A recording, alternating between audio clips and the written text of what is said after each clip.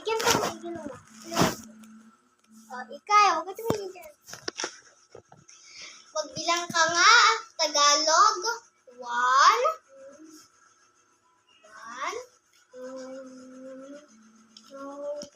Ay, magbilang ka na English. 1. 2. 3. 4. 5.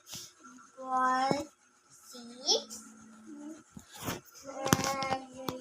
7, 8, 9. Yay! Oh, manok. Ano English ng manok? Ano English ng baboy? Oh, very good. Ito.